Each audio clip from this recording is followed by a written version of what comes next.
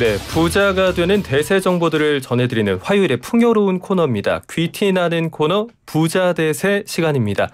부자가 되기 위한 각종 정보를 각 분야별 전문가에게 들어보는 시간인데요. 오늘 만날 전문가 우리은행 투자상품전략부 최진호 이코노미스트 모셨습니다. 안녕하세요. 네, 안녕하십니까. 우리은행 투자상품전략부에서 금리와 외환 전략을 담당하고 있는 최진호입니다.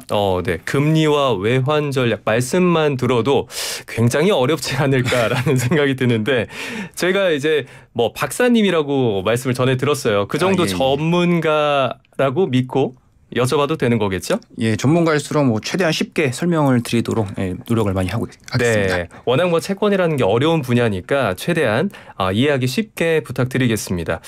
먼저 요즘 기준금리는 내리고 채권금리는 올라서 투자자들의 셈법이 복잡할 것 같다라는 생각이 듭니다.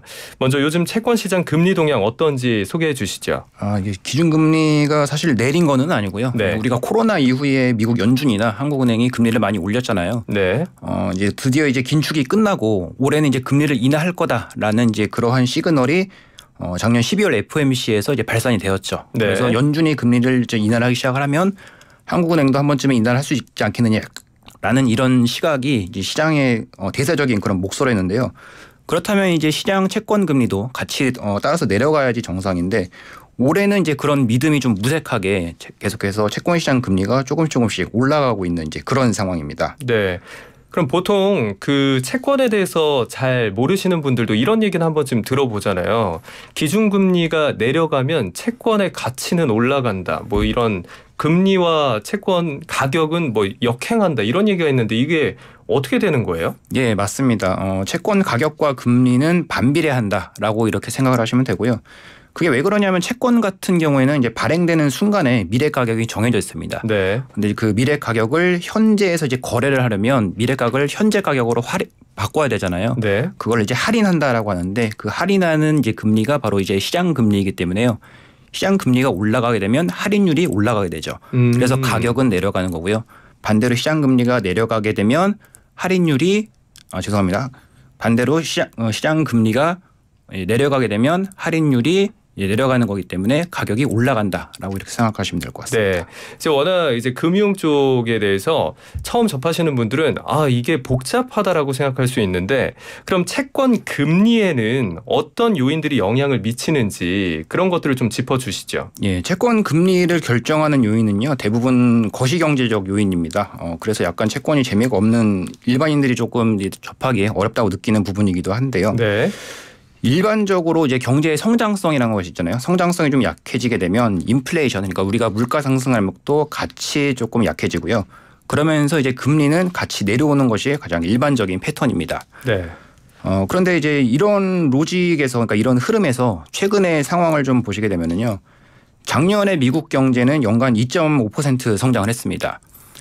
그런데 올해는 이제 미국 경제가 얼마만큼이나 성장을 할 거냐라는 것을 이제 컨센서스라는 것이 있는데 그걸 보시게 되면 올해는 이제 작년보다 조금 약한 한 2% 정도의 성장률을 기록할 것이다라는 그런 목소리가 시장의 메인 시나리오입니다. 2% 정도 성장할 것이다라고 예측을 한 거죠? 그렇습니다. 네. 그렇다면 이제 경제의 성장성이 약해지니까 채권 금리도 함께 내려가는 게 이제 합리적인데 그럼에도 불구하고 불편하게도 올해는 채권 금리가 앞에서 말씀드리는 것처럼 계속해서 오르고 있는 상황이라는 거죠. 네. 아니 그러면 이게 예측한 대로 가야 되는데 왜 그렇게 안 가는 거야? 라고 생각하시는 분들이 많으실 것 같아요. 뉴스에서 연준이나 하느니 이제 곧 기준금리를 내릴 것이다 라는 식의 언론 보도가 계속해서 나오고 있으면 당연히 투자자들은 채권 금리도 뭐 내려가겠지. 라고 예측을 해야 되는데 이게 왜 오르는 거예요? 네, 맞습니다. 여기에는 이제 그 경기하고 금리가 내려가는, 그러니까 꺾이는 그런 속도에 대한 인식의 차이가 조금 반영되어 있다라고 봐야 되는데요. 속도에 대한 인식 차이요? 네, 맞습니다. 앞에서 이제 2024년, 그러니까 올해 미국의 예상 경제 성장률 전망치가 2%라고 말씀을 드렸잖아요. 네. 그런데 이게 처음부터 2%는 아니었습니다. 그러니까 불과 한 2달 전, 그러니까 작년 말이죠. 작년 말까지만 하더라도 올해 그러니까 2024년에 미국 경제 성장률은 한 1%밖에 성장을 못할 거다라는 것이 금융시장의 메인 컨센서스였습니다. 그러면은 경제 성장률에 대한 전망치가 지금보다 한 절반 그렇습니다. 수준으로 예측을 했었던 거네요. 그러니까 작년에 2.5% 성장을 했던 거에 비하면 거의 성장률이 반토막 나는 거죠. 그렇기 때문에 채권 시장에서는 연준이 기준금리 인하를 굉장히 빨리 할 수밖에 없겠구나라는 이제 그런 전망이 조금 힘을 얻기 시작을 했고요. 네. 그래서 작년에 채권 시장 같은 경우는 올해 금리 인하가 약 한 5에서 6회 그러니까는 125bp에서 150bp 정도 기준금리를 인하할 수밖에 없을 것이다라는 이제 그러한 목소리가 힘을 얻었던 거죠. 여기에서 BP는 0.01%포인트를 얘기하는 거죠? 네, 맞습니다. 네네. 네. 자, 그러면 이런 지금 2달 남짓 흘러간 시간 사이에 미국의 고용 시장은 좀 예상보다는 강했고 또 인플레이션은 예상보다 빠르게 내려오지 않았다라는 식으로 경제 전문가들이 분석할 때 좀 예측치가 달랐다라고 본 거죠. 네, 맞습니다. 이게 가격이라는 것은요, 제가 금융시장에서 몸을 담은 지가 이제 10년이 조금 넘어가는데 참 신기하게도 유기체 같습니다. 항상 전망을 다르게 되면 네. 그 전망에 맞는 다른 컨센서스가 또 힘을 얻게 마련이거든요. 그래서 모든 경제 지표가 이게 생각하는 것만큼 그렇게 빠르게 말씀하신 것처럼 고용 시장이 예상보다 빠르게 악화되지 않고 인플레이션도 예상보다 빠르게 내려오지 않으면서 어떠한 이제 그러한 이제 엇나간 현상들 이런 것들을 반영해서 미국 경제가 생각만큼 나쁘진 않구나. 그러면서 이제 올해도 한 2% 정도 성장할 수 있을 거다라고 하면서 시장 전망치가 조금씩 올라온 거죠. 네, 미국 경제가 그렇게 나쁘지는 않다라는 관점이 힘을 얻었기 때문이다라고 해석을 해주셨는데, 네, 맞습니다. 자, 그럼 이런 상황이라면 투자자들의 셈법도 좀 복잡해질 것 같습니다. 주식 투자는 어떻게 봐야 할까요? 우리가 일상적인 생활에서 이제 경기가 그렇게 예상만큼 나쁘지 않다라는 이런 이제 뉴스 타이틀을 접한다라고 한다면 그렇게 불편하게 느껴지지 않겠죠. 네. 하지만 금융시장 이제 참여자들, 그러니까 투자를 전업으로 하시는 또는 투자에 굉장히 비중이 높으신 그런 분들은 셈법이 조금 복잡해질 것 같습니다. 먼저 이제 주식 투자를 조금 주로 관심 깊게 하시는 분들은 네. 경기가 이제 예상만큼 나쁜 건 아니니까 기업이 개선에 대한 기대를 다시 한번 걸어볼 수가 있을 것 같습니다. 네. 작년 말부터 지금 최근까지도 글로벌 주식시장이 굉장히 랠리를 보이고 있잖아요. 네네. 근데 이렇게 랠리를 보일 수 있었던 그런 이유 중에 하나는 올해는 드디어 기준금리가 인하가 될 거다라고 하는 이런 커다란 큰 거대 담론의 힘을 얻었던 그런 현상이기 때문에요. 앞으로 여기서 추가적으로 주가가 더 탄력을 받아서 달려가기 위해서는 결국은 이제 기업은 돈을 버는 조직이잖아요. 네. 그렇기 때문에 기업 이익 전망치가 상향 조정된다든지 이러한 흐름이 나타날 것이 반드시 필요합니다. 그러면 기준금리 인하 이외에도 이제 앞으로는 좀 더 잘 나가기 위해서는 기업이 성과를 좀 많이 내고 이윤을 많이 창출해야 좀 더 주가 지수도 오르고 좋은 모습을 랠리를 보여줄 것이다라는 거네요. 예, 맞습니다. 그런 면에서 본다면 올해 기준금리 인하의 시점이 개시하는 시점이 네. 점점점 조금 뒤로 밀리고 그리고 금융시장이 기대했던 만큼 공격적으로 금리가 내려가는 그런 사이클이 아니다라고 하더라도 사실 그 이면에는 경제가 그만큼 나쁜 상황이 아니다라는 것을 내포하고 있다라고 보시면 될 것 같습니다.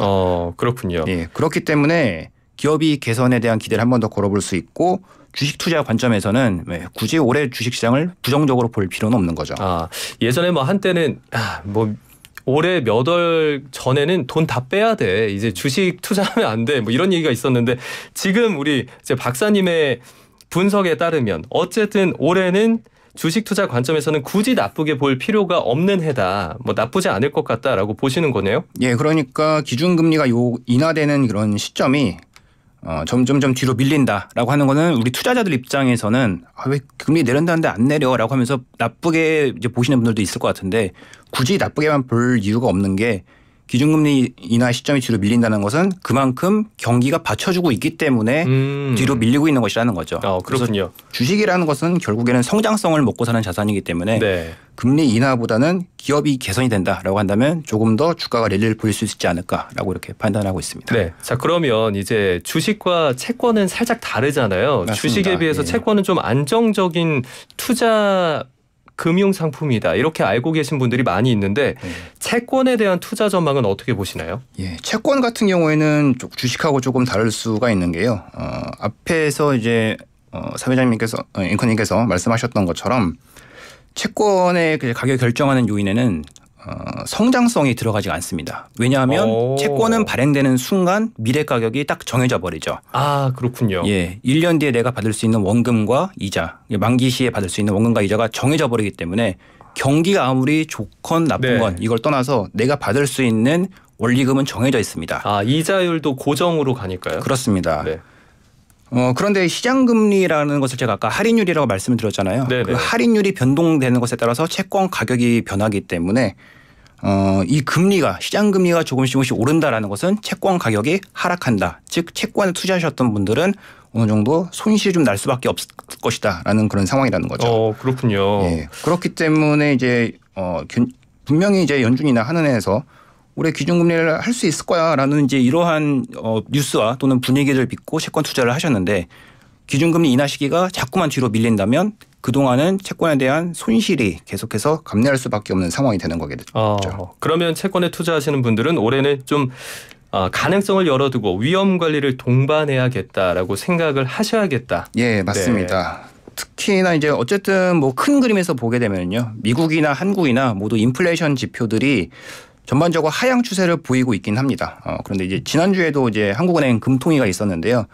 거기서 한은 총재님께서 말씀하셨던 것처럼 이 물가 상승률이 내려오는 것이 선형적으로 쭉 내려온다는 보장이 없다. 다소는 울퉁불퉁한 흐름을 볼 수 있기 때문에 아직은 조금 기준금리 인하를 논하기에는 시기상조인 것 같다라고 이렇게 이런 시그널을 주셨던 걸로 보고 있습니다. 네.